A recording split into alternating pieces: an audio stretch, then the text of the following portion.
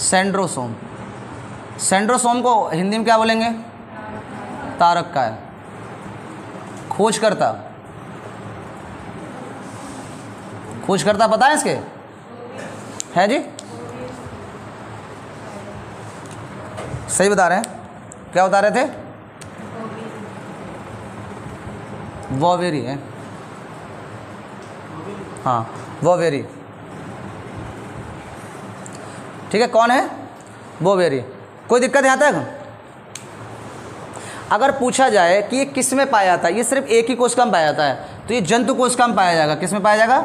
जंतु में। तो लिख लो जंतु कोशिका, पादप में नहीं पाया जाता है, जंतु में पाया जाता है। इसका समकालीन मान ले तो पादप में फिर कौन पाया जाएगा? तो सेलुलोज पाया जाता है। कौन पाया जाता है? सेलुलोज। इसी के समकालीन रहता है कि अगर पूछे कि जीवित में कौन सा सेलुलोज के समान पाया जाता है, तो आपको वो जंतु कोशिकाओं में पाया जाएगा सेंट्रोसोम, और पादप में क्या पाया जाएगा? सेलुलोज पाया जाता है। क्या पाया जाता है? सेलुलोज। प्रोटीन टाइप में रहते हैं ये सब, सही है। बोले यहाँ तक किसी कोई दिक्कत होता है? अगर पूछा जाए कि सबसे महत्वपूर्ण कार्य क्या रहेगा इसका, महत्वपूर्ण वर्ग क्या रहता है, तो कार्य लिखिए इसका। कार्य क्या रहता है? कोश का विभाजन, सेल डिवीजन। क्या होता है? कोश का विभाजन रहता है, कोश का विभाजन। सबसे तेजी से कोश का विभाजन, सबसे तेजी से कोश का विभाजन किस में होगा? ठीक, गुड। यहाँ तक समझ में आ गया? कोई दिक्कत यहाँ तक? इसका कार्य क्या रहेगा कि कोश का विभाजन। पूछेगा आपसे कि निम्न में से कोश का विभाजन किस में होता है, तो आपको इससे पहले हमने पढ़ाया था लाइसोसोम। तो सहायता तो लाइसोसोम करता है, लेकिन उसका मेन कार्य नहीं था। उनका मेन कार्य रहता है अवशिष्ट पदार्थों का पाचन करना। कोश के विभाजन में क्या करता है? सहायता करता है सिर्फ वो। सहायता का मतलब क्या होता है कि भाई सफाई कर देता मैदान की, मतलब मैदान की सफाई कर दी उसने, फिर कोश का विभाजन होता रहेगा। अब उसको करवाएगा कौन? सेंट्रोसोम। कौन करवाएगा? सेंट्रोसोम। पौधों में कौन करवाएगा? सेलुलोज। पौधों में कौन कराएगा? सेलुलोज। समझ में आ रही? तो अगर आपसे पूछे तो बता देंगे आप आराम से। कोई दिक्कत यहाँ तक? दोनों चीज़ समझ में आ गई? सेंट्रोसोम क्या करेगा बताओ जल्दी? कोश का विभाजन में क्या करेगा? सहायता करेगा। क्या करेगा? सहायता करेगा। कोई दिक्कत यहाँ तक? अब डालो अगला।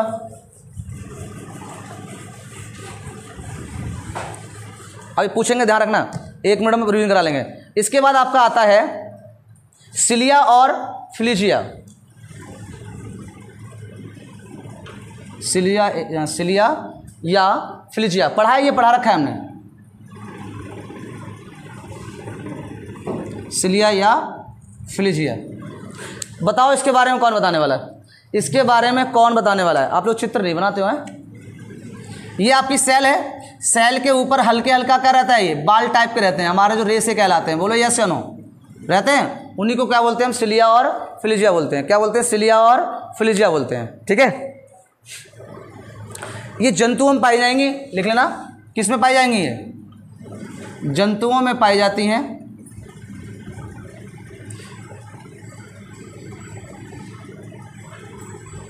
पौधों में यानी कि पादपों में नहीं। ध्यान रखना, जंतुओं में पाई जाती हैं लेकिन पादपों में नहीं। ये बाल के समान होती हैं। किसके समान होती है? बाल, बाल के समान। बाल के समान, जो हमारा बाल होता है बिल्कुल बारीक टाइप का, उसी टाइप में हल्के हल्के रेसे होते हैं अंदर के लिए सेल में। सही है, कौन होगा? बाल। ठीक है, ये हिलने डुलने का कार्य करती हैं। क्या करती हैं? हिलने डुलने का। ये काम इनका क्या रहता है? वर्क क्या रहता है? कार्य। तो आप लिखो हिलने डुलने का।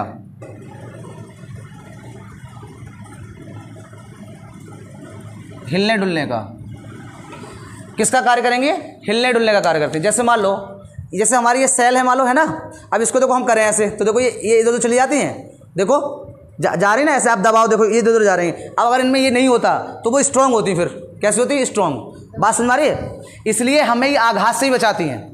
क्या बचाएंगे? आघात से। जैसे मान लो हम कहीं से गुजरें और कोई चीज़ इधर साइड में हो हमारे, और हम उसके निकलें, तो ज़्यादातर अक्सर आपने देखा होगा वो फिसल के निकल आती हैं। तो ये क्या कर देती हैं? अपने आप को हटा लेती हैं। मतलब आप रगड़ोगे तो ये चिकनी होती है हल्की सी, तो ये हटाती चली जाती हैं। लेकिन ज़्यादा अगर घर्षण से आप रगड़ोगे तो आपको थोड़ा फाड़ देती हैं। देखा होगा आपने, कील फील हो ना, और वैसे नॉर्मल आप निकल जाते हो। तो ये बाहरी आघात से भी क्या करती हैं? रक्षा करती हैं। पूछा जाता है ये क्वेश्चन कि बाहरी आघात से कोशिका की रक्षा कौन करता है? ठीक है, तो समझना कौन करेगा? सिलिया और फ्लिजिया। नोट करो इसमें जल्दी जल्दी। देखो मोशन प्रदान करती हैं। ये क्या करती हैं? मोशन। हिलने डुलना मतलब मोशन प्रदान करेंगे। मोशन तो जानते हैं, गति प्रदान करते हैं। सही है, नेक्स्ट लिखिए। ये कोशिका की बाहरी परत होती है। क्या होती है कोशिका की? कोशिका की बाहरी परत।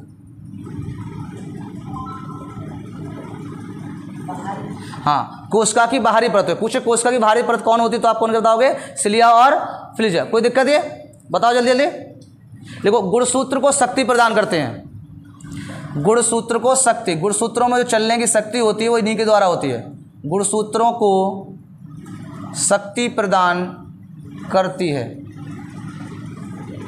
पूछा गया क्वेश्चन है ये कि गुणसूत्रों को शक्ति कौन प्रदान करता है, तो आप किसे बता दोगे? फ्लिया को। केंद्रक डालो। यहाँ तक कोई दिक्कत किसी को? मोशन कोशिका को कौन प्रदान करेगा? मोशन, हिलने डुलने में कार्य कौन करता है? सिलिया और फ्लिजा। सिलिया और फ्लिजा। कोशिका की बाहरी परत सिलिया और फ्लिजा। गुणसूत्रों को कौन देगा शक्ति? सिलिया और फ्लिजा। बात समझ में आ रही है ना? ठीक। बाहरी आघात से कौन बचाएगा? सिलिया और फ्लिजा। अब हम बात करते हैं किसकी? केंद्रक की। किसकी बात करेंगे? केंद्रक। बता देते हैं इसके बारे में। किसकी बात करते हैं हम लोग? केंद्रक। यही होता है केंद्रक। इसके द्रव्य भरा रहता है, जैसे केंद्रक द्रव्य कहते हैं। बोले जैसे या नो? भाई देखो, ये जो केंद्रक के अंदर भरा जाएगा वो हमारा क्या कहलाएगा? केंद्रक कहलाएगा। क्या कहलाएगा? क्या कहलाता है? इसे हम लोग केंद्रक द्रव्य बोलते हैं। और जो कोशिका में भरा होता है, कोशिका में भरा होता है, किस में भरा होता है? कोशिका में। इसे हम लोग क्या कहते हैं? कोशिका द्रव्य। क्या बोलते हैं? कोशिका द्रव्य। क्या बोलेंगे? कोशिका द्रव्य। भाई केंद्र में भरा तो केंद्र द्रव्य और कोशिका में भरा तो कोशिका द्रव्य। अब आपको दिमाग में आता होगा सर इस द्रव्य की क्या जरूरत पड़ गई थी? इस द्रव्य की क्या जरूरत पड़ गई? क्यों जरूरत पड़ गई? अच्छा भाई, पूरे सेल बना हुआ है, हमारी पूरी बॉडी सेल बनी हुई है, बहुत सारी चीज़ें बनी हुई हैं। अब एक बात बताओ, आप कोई बैग ले लो, मान लो बैग में आप कोई चीज़ को रखना स्टार्ट करो। किताब रख ली, फिर आपने बर्तन भी रख लिए, आप कहीं जा रहे हो तो कुछ और भी चीज़ रख ली, लोहे की कोई और भी चीज़ रख ली। अब उस बैग को लाद के चलो जरा, क्या करता है वो? आवाज़ करेगा। क्या करेगा? आवाज़ करेगा। पता चला रोबोट चल रहा हो। अब मान लो हमारे ये अंदर नहीं होता तो ऐसा लगता है रोबोट। पता चला बाजार में जा रहे हैं, सब चल रहे हैं, आवाज़ ही आवाज़ आ रही है। भाई रोबोट भाई खाट खाट खाट खाट चले पड़े, हिल रहा है, डुल रहा है इधर से उधर। सही है, समझ में आ रही बात? तो भगवान बहुत होशियार था, उनने सब सिस्टम को एक लेवल से बनाया हुआ है। तो इसलिए उन्होंने क्या करा? द्रव्य भर दिया। अब इसी में तैरते रहते हैं, इसी में तैरते रहते हैं, मतलब लड़ते नहीं एक दूसरे, जिससे आपको आवाज़ हो। वरना अभी आप हम पढ़ा रहे हैं तो पता लगा आवाज़ इधर से आ रही, इधर से हम हाथ हिला रहे हैं तो आवाज़ आ रही खटर खटर। बोले इधर तो सब कोशिकाएं लड़ रही हैं आपस में। सही है, अच्छा सेल डिवीजन हो रहा है। लाइसोसोम परेशान हो जाता भाई, टकराती तो चोट भी लगता। पता लगा एक का ऑपरेशन करके आ पाता, दूसरा भाई साहब को फिर लग गई उसको। पागल हो गए यार, लो हाँ लो सब मर जाओ एक साथ में। समझ मारी बात? तो ऐसा कर लेता वो, लेकिन ऐसा नहीं है। तो बहुत संरचना से उनसे तो ध्यान रखना कि इसको द्रव्य को क्यों रखा गया। तो आप कहोगे जिससे कोशिका क्या हो, आपस में लड़े ना या टकराए ना। समझ मारी बात? ये ज़्यादा नहीं आपको इंपॉर्टेंट रहेगा। आपसे पूछेगा इसमें अंदर, तो अंदर केंद्रक में पाया जाता है। अभी हमने बताया था आपको, एक संरचना पाई जाएगी, वो वाली पढ़ेंगे बस हम। इसको क्या बोलते हैं हम लोग? ऐसी इसी टाइप से होती है, क्रोमोटिन बोलते हैं इसे। क्या बोलेंगे? क्रोमोटिन। क्रोमोटिन, क्रोमोटिन बोलते हैं, है? क्रोमोसोम बोलेंगे ना, क्रोमोटिन बोलते हैं शायद। क्रोमो सही लिखना चाहिए, बताओ पहले। का पे ओ की मात्रा होगी? अच्छा, क्रो और फिर मो, क्रोमोटिन। कभी कभी गड़बड़ हो जाता है, कंफ्यूज हो जाते हैं। क्रोमोटिन समझ में आ गया? सबसे पहली फॉर्म यानी कि केंद्रक में क्या पाए जाते हैं? क्रोमोटिन। क्या पाए जाएंगे? क्रोमोटिन। और क्रोमोटिन से ही निर्माण होगा फिर किसका? बोलो किसका होगा? क्रोमोसोम का होगा। क्या होगा? क्रोमोसोम का। और क्रोमोसोम को ही हम लोग क्या बोलते हैं? गुणसूत्र। क्या पूछेगा? क्या होते हैं? गुणसूत्र। अब गुणसूत्र के प्रकार पूछता है, कितने प्रकार के गुणसूत्र होते हैं? कितने प्रकार के गुणसूत्र? 2 प्रकार के होते हैं। कौन कौन से? लिंग सूत्री और अलिंग सूत्री। अलिंग सूत्री आया हुआ क्वेश्चन है, ध्यान रखना। हमने बाकी आपको नोट करवा रखी चीज़ें। लिंग सूत्री पूछेगा, लिंग निर्धारण में कौन सा गुणसूत्र काम करेगा? तो आप कहो किसको? लिंग सूत्री करेगा। कौन करेगा? लिंग सूत्री। कितने होते हैं ये? 2। पूछेगा अलिंग सूत्री कितने होते हैं? 44। जोड़ी पूछेगा तो 22। जोड़ी पूछेगा तो 22। इसमें भी 2-2 होते हैं, माँ का अलग पिता का अलग। समझ वाली बात? तो ये तो आपके हमेशा क्या रहते हैं? ये वाले हमेशा क्या रहते हैं? समान रहते हैं। कैसे रहते हैं? समान रहते हैं। बोलो यहाँ तक कोई दिक्कत? कैसे रहेंगे? समान। पूछेगा कि कौन से गुणसूत्र समान रहते हैं, यानी कि माँ में भी 22 जोड़ी पाए जाएंगे और पिता में भी 22 जोड़ी पाए जाएंगे। एक क्वेश्चन यहाँ से आ चुका है, लेकिन बच्चा 23 जोड़ी ठोक बैठता है, उसको नहीं पड़ता कि आगे पूछा क्या है। उन्होंने सीधा पूछा था कि ऐसा कौन से गुणसूत्र हैं निम्न में से जो क्या होते हैं, लिंग निर्धारण में भाग नहीं लेते हैं, और वो कितने जोड़ी होते हैं। तो आप ध्यान रखना कौन से होंगे, अलिंग सूत्री होंगे, और वो क्या करेंगे, लिंग निर्धारण में भाग नहीं लेते हैं। कितने होंगे? 22 जोड़ी। कितने होंगे? 22 जोड़ी। समझ में आ रही बात? ठीक। अब देखिए इसमें तो आपको कोई दिक्कत है नहीं, ऐसे बता दोगे आप। इसमें ध्यान रखना है आपको। तो इसमें कौन हो जाएंगे? माता हो जाएंगी और पिता। तो माता में बताइए कौन से होंगे? XX। और पिता में क्या होंगे? XY। X और X अगर आते हैं तो क्या आने वाला है? बोलो। XX कौन? लड़की आएगी। हाँ, कौन आएंगे? लड़की। और XY तो बॉयज। सिंपल बता रहे हैं, बाकी आपको पढ़ाएंगे, बाद में डिटेल पढ़ाएंगे। फटाफट नोट कर लो। तो केंद्र में कौन पाया गया? क्रोमोटिन। केंद्र में कौन पाया गया? क्रोमोटिन। यहां तक किसी कोई दिक्कत?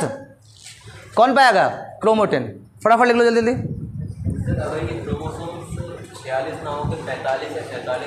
वो अलग केस है, अतः तो कह रहे डीप आपको अलग पढ़ाएंगे। और भी हमारे यहाँ और भी प्रजातियाँ पाई जाती हैं, सही है, तो आप समझ जाओ उसमें। ठीक, बता देंगे, अलग से बता देंगे बाद में, जब आपको डीप कराएंगे तब। अभी नहीं, अभी अब बहुत लंबा पहुँच जाएगा फिर, सही है, क्योंकि पूरा एक प्रोसीजर लेके जाना पड़ता है।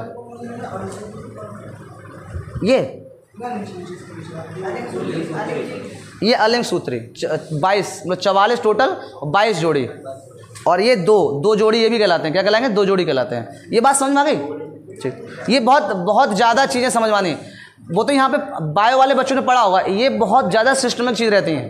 ठीक है, हाँ, रफ कर दे। ये कोई दिक्कत यहाँ तक? केंद्र वाले में केंद्र के खोजकर्ता लिखना है क्या? खोजकर्ता बता दो केंद्र के। रॉबर्ट ब्राउन लिख लो अपना। Robert brown. यहाँ तक अगर किसी कोई बच्चे को दिक्कत हो तो बता दो, जल्दी बताइए फटाफट। हम लोग पाचन क्रिया स्टार्ट होने वाली है। इसमें टोटल 44, अगर जोड़ी रूप में पूछेगा तो 22, यहाँ पूछेगा कितने तो 4, मतलब 2 बताओगे ना। अगर जोड़ी पूछेगा तब भी 2 जोड़ी, क्योंकि 2 माता में और 2 पिता में। टोटल पूछेगा तो 4। समझ आया? वैसे 2 ही कहते हो आप, लिंग सूत्री पूछेगा तो हमेशा 2। ठीक है, रफ कर दें। चल लोकेश, कैसा सर पकड़ रहे हो? समझ में नहीं आ रहा है? क्या हुआ? भूख लग रही है? भूख? चलिए यहाँ ध्यान दो जरा एक बार और। अब कोई आवाज़ नहीं करेगा। माइक्रोकांडिया, एटीपी निर्माण और ऊर्जा ग्रह। एटीपी निर्माण और ऊर्जा ग्रह। खोजकर्ता कोलिकर। सीधे बताओ। ठीक है। राइबोसोम क्या करें? प्रोटीन की फैक्ट्री। सहायता कौन करेगा? RNA।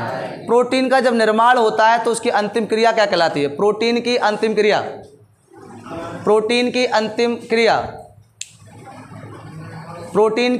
क्रिया। अरे संश्लेषण अभी करवाया था। संश्लेषण तो कहते हैं उसको, जो क्रिया चल रही होती प्रोटीन की। कैसे गड़बड़ करते हो? राइबोसोम क्या करता है? और प्रोटीन का निर्माण करता है। क्या करेगा? प्रोटीन का निर्माण करेगा, इसका कार्य है। गोल्जी का है यातायात। बोलो आशीष बेटा, बोलो इधर ध्यान दो, कतई आवाज़ नहीं निकाल रहे हो। हाँ, गोल्जी का है यातायात प्रबंधन। एटीपी का ले जाने का काम गोल्जी का है। एटीपी का ले जाने का काम। फटता कौन है? गुस्सा कौन करता है? पुलिस के रूप में कार्य कौन करता है? ठीक, सबको उखाड़ कर रख देता है। सही है। तो क्या होगा? कौन? लाइसोसोम। क्या करेगा? लाइसोसोम को क्या कहते हैं? आत्महत्या की थैली। हो गया समझ में? ठीक, आगे बढ़ते हैं। अब डालो पाचन क्रिया। ये कोशिका समाप्त हो गई आपकी।